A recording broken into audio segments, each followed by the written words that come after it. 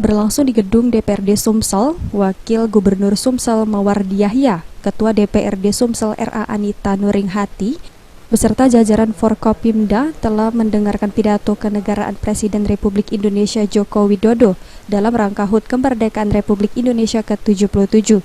Kegiatan ini berlangsung melalui via Zoom se-Indonesia yang terpusat di gedung DPRD Kompleks Parlemen Jakarta. Ini merupakan kali ke-7 Jokowi menyampaikan pidato kenegaraannya.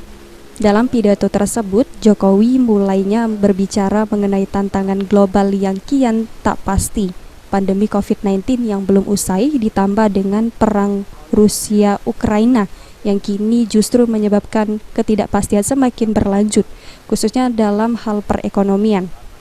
Menanggapi isi pidato tersebut, Ketua DPRD Sumsel Anita Nuringhati mengajak semua pihak khususnya masyarakat Sumsel di momen Hari Kemerdekaan Republik Indonesia ke-77 ini untuk terus bersatu erat bersama terkhusus dalam menghadapi setiap tantangan yang ada ke depan, apalagi masih dalam situasi pandemi saat ini.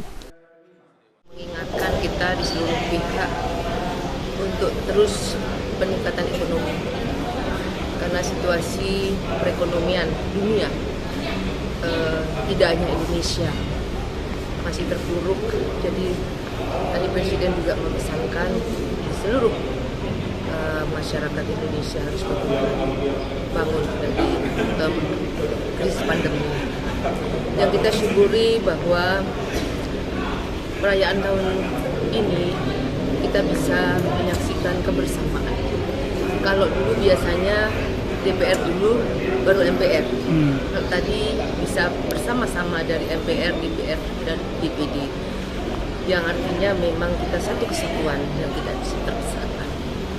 Untuk di Sumatera Selatan sendiri kita melihat bahwa masyarakat tidak hanya sukacita dengan namanya 17 Agustus, tapi meluapkan emosinya karena kemerdekaan yang diperoleh Indonesia itu bukan suatu.